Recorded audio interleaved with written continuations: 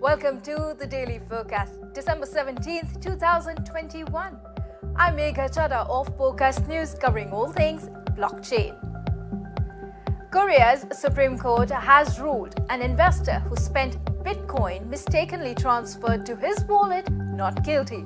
We'll take a look at that case and a whole lot more coming right up. Let's kick off with some of the top stories out of Asia today.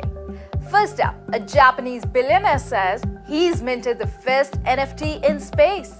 Yusaku Mizawa, founder of Japan's largest online fashion retailer ZOZOTOWN, tweeted to say that he turned the first photo he took in space into an NFT. The Russian Soyuz MS-20 space flight he was on board was docking to the International Space Station.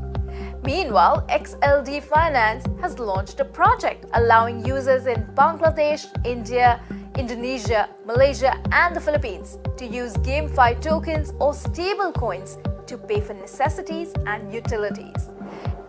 Over in Korea, the Supreme Court has ruled an investor who used Bitcoin accidentally moved to their wallet not guilty. The lower court initially gave the investor 18 months for embezzlement and misappropriation, but that verdict has now been overturned. Forkast News' Danny Park takes up the case.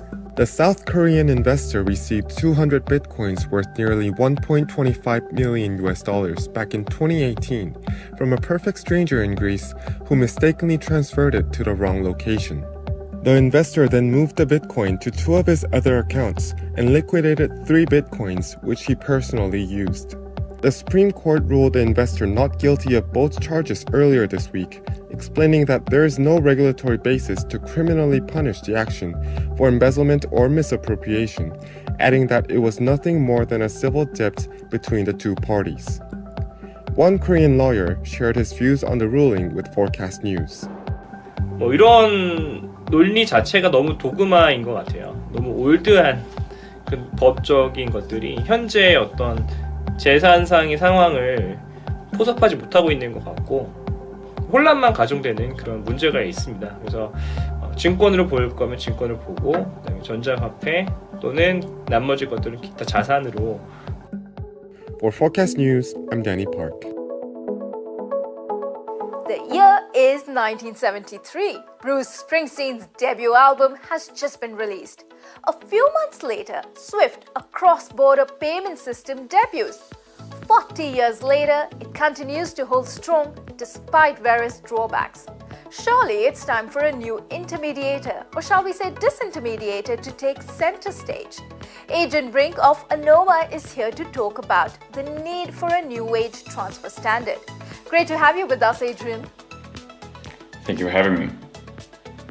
Adrian, has Swift outlived its utility? Could 2022 be the year Swift is swept away? I think in 2022 we're going to start seeing that Swift will start being replaced by some of the newer technologies that have been developing in the last, let's say, 5 years or so. One of them, for example, being IBC, the Inter-Blockchain Communication Standard. I think Swift will be around for a long time to come because it's a legacy system, but I think it will slowly become irrelevant. What would be the benefits offered by the new wage transfer system that could replace Swift? How do you see it being different and hopefully leagues ahead from a privacy standpoint? There are a couple of different protocols currently in the works, but I think by far the furthest along is IBC or Inter-Blockchain Communication. There are a couple of really big advantages here. One is it's asset agnostic, as in you can use arbitrary assets with the system. Swift only works with very specific fiat currencies, whereas the modern systems like IBC just generally work with all assets. The other thing is it's instant. The modern systems, these things are just going to happen in an instant, and they are going to be in your account right now in 5 seconds. And I think the last point is privacy. Currently, Swift is completely non-private, and you hope that none of the participating institutions leak your data. But with the modern systems like IBC, we're really going to get privacy to end users. Thanks so much for joining in, Adrian.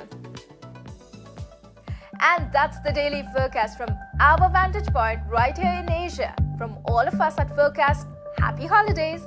I'm Megha Chadha. Until next time.